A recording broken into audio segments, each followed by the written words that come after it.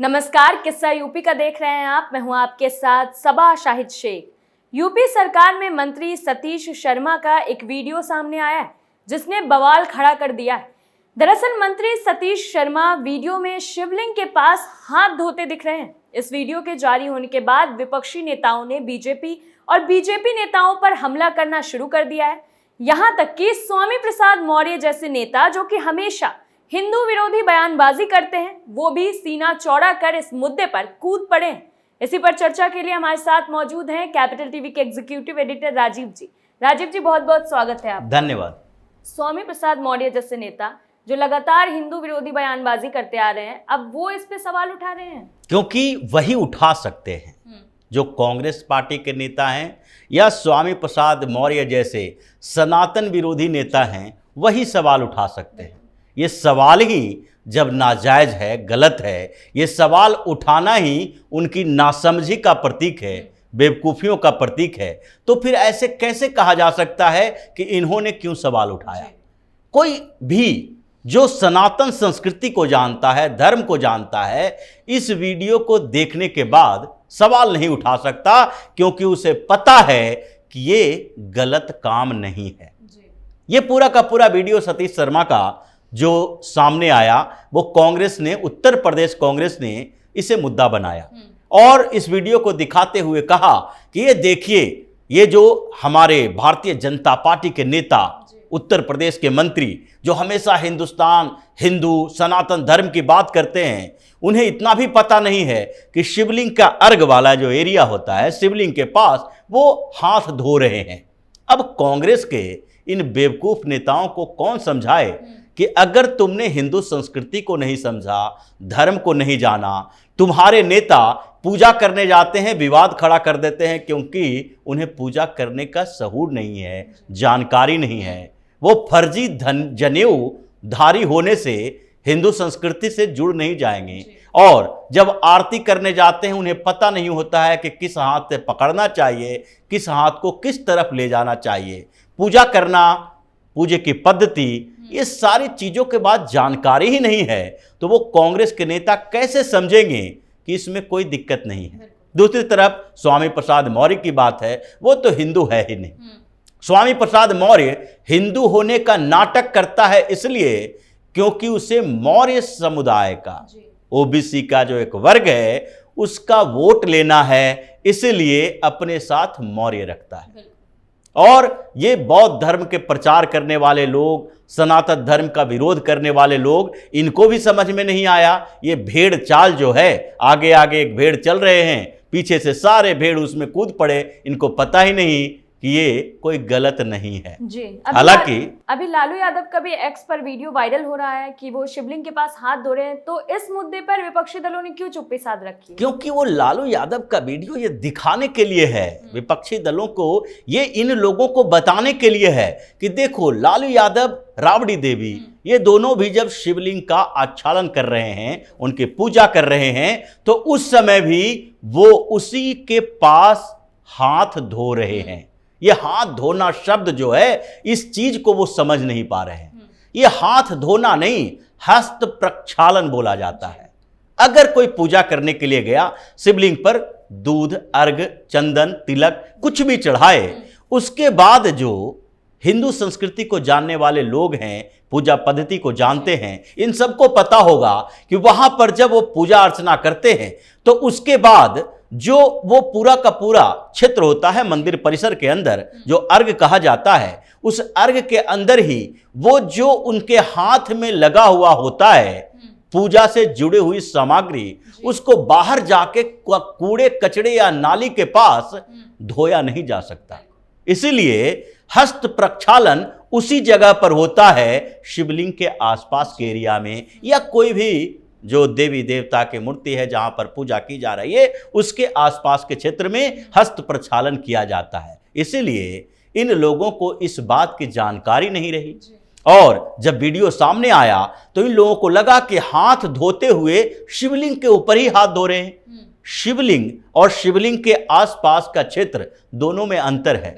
शिवलिंग पर पूजा की जाती है, जल चढ़ाया जाता है, जला अभिषेक किया जाता है, और उसके बाद दूध दही चंदन ये पंच द्रव्य जो होते हैं वो सारे के सारे पंच तत्व लगाए जाते हैं, तो वो सारी प्रक्रिया के बारे में जिसे जानकारी नहीं है, इन लोगों को लगा ये तो बड़ा मुद्दा है और इसे राजनीति से जोड़ना चाहिए कि सतीश शर्मा जो उत्तर प्रदेश सरकार के मंत्री है, जो सीएम योगी आदित्यनाथ भगवाधारी हिंदू धर्म संस्कृति की बात करते हैं, भगवा लहरा रहे हैं, उसको एक घेरने का मौका मिल गया। और वो भी उस समय ये वीडियो डाला गया जबकि योगी आदित्यनाथ कहां पहुंचने वाले हैं, पीएम मोदी के पास न्योता लेकर कि अयोध्या में श्री राम मंदिर जो है वो अब लगभग तैयार होने वाला है, हम जो उद्घाटन करवाएंगे उसका न्योता प्रधानमंत्री नरेंद्र मोदी को देने वाले हैं, वो कल आने वाले हैं दिल्ली। और इस समय इनको लगा कि यहां पर तो अयोध्या का मुद्दा है, भगवान श्री राम के मंदिर का मुद्दा है, तो ऐसे में एक ऐसा कुछ मिलना चाहिए जिससे कि भारतीय जनता पार्टी के हिंदुत्व पर सवाल उठाया लेकिन जाए। ये चुनावी हिंदू तो खुद घिर गए हैं अब। इसीलिए बात यहां हुई कि चुनावी हिंदू इन लोगों ने भारतीय जनता पार्टी को कही, इन लोगों ने कहा कि हिंदुत्व तो इनका एक दिखावा है और हिंदुत्व दिखावा है, इसलिए ये लोग चुनाव में इसका इस्तेमाल करते हैं, व्यक्तिगत जीवन में नहीं करते हैं। लेकिन एक विरोधाभास होता है, जब व्यक्ति कंफ्यूज हो तो उसके बाद उसे समझ नहीं आता कि हमने पहले कब बोला और अब क्या बोल रहे हैं।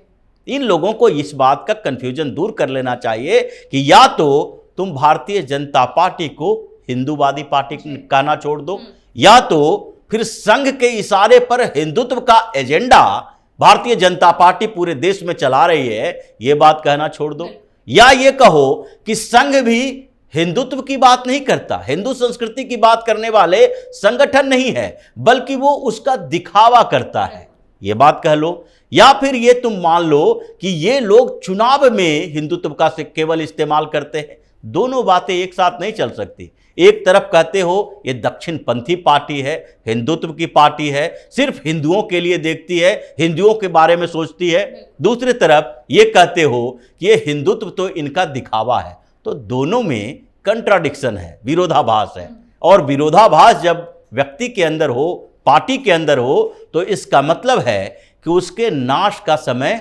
सर्वनाश का समय नजदीक आ गया है। अब यहां पर कांग्रेस ने शुरुआत की, मौर्य ने शुरुआत की, और उसके बाद अखिलेश यादव की पार्टी के दूसरे लोग भी, यानी अखिलेश यादव भी इसके समर्थक हैं, अखिलेश यादव भी यही बात बोल रहे हैं। ये तीनों लोग कंफ्यूज कैसे हैं?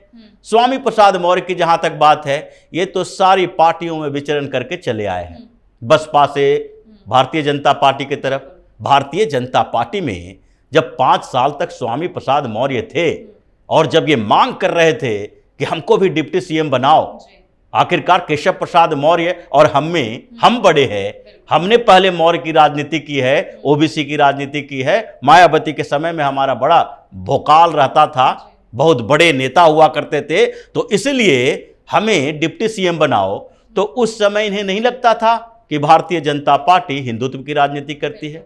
जब 5 साल तक कुछ नहीं मिला, तो फिर उसके बाद चुनाव से पहले इनको लगा कि अखिलेश यादव की सरकार बनने वाली है, भारतीय जनता पार्टी रिपीट नहीं कर पाएगी, क्योंकि यूपी की परंपरा के खिलाफ इतना बड़ा इतिहास कैसे रचा जा सकता है। उन्होंने समाजवादी पार्टी ज्वाइन कर लिया, अखिलेश यादव को थोड़ा फायदा दिखना शुरू हुआ, लेकिन उस फायदे में भी अखिलेश यादव ने ये देखा कि स्वामी प्रसाद मौर्य खुद ही चुनाव नहीं जीत सकता, तो दूसरे को क्या जिताएगा। मतलब ये भारतीय जनता पार्टी के कारण चुनाव जीत रहा था, इसकी बेटी भारतीय जनता पार्टी के कारण सांसद है। अब अखिलेश यादव इसका दूसरे तरह से इस्तेमाल करने लगे, ये खुद कुछ नहीं कर सकता, लेकिन हमारे लिए हथियार बन सकता है।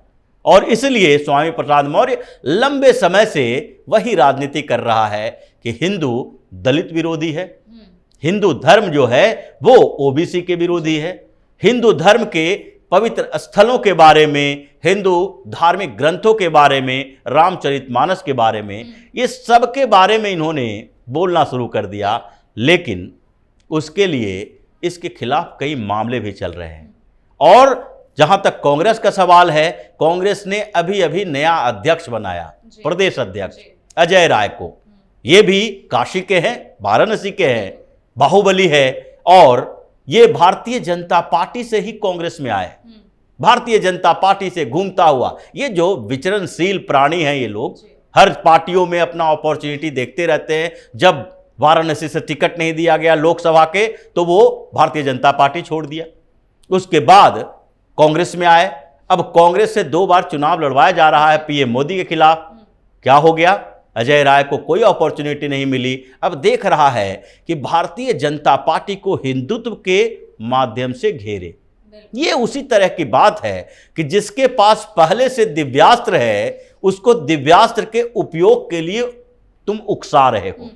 हिंदुत्व के मुद्दे पर अगर कांग्रेस, सपा, बसपा कोई भी भारतीय जनता पार्टी को चैलेंज करे, तो ये तो मुश्किल है इन लोगों के लिए कि अपनी बर्बादी को सिर्फ न्योता दे रहा है। ये सामान्य सी स्थिति है कि अगर कोई क्रिकेट टीम किसी पिच पर बहुत बढ़िया खेलता है और वहीं पर जाके तुम उससे मैच खेलने के लिए चले गए हो और सोच रहे हो कि वहीं जीत दर्ज करेंगे, तो ये तो तुम्हारे लिए ये चमत्कारिक चीजें हो सकती है। तो बात यही है कि हिंदुत्व के पिच पर बैटिंग करने के लिए भाजपा के पास एक्सपर्टीज है, जो ये लोग पहले से जानते हैं, लेकिन ये उसी पिच पर जाकर उनके साथ मैच खेलने की कोशिश कर रहे हैं, तो पराजय तो लगभग तय है। और इसलिए योगी आदित्यनाथ ने पहले ही राम मंदिर को लेकर पीएम मोदी से मुलाकात करने की बात कह दी। ये बौखलाहट इनके अंदर है कि उत्तर प्रदेश की इस बार 80 सीटों में से पिछली बार तो 15 सीटें बसपा सपा मिलकर ले भी ली थी,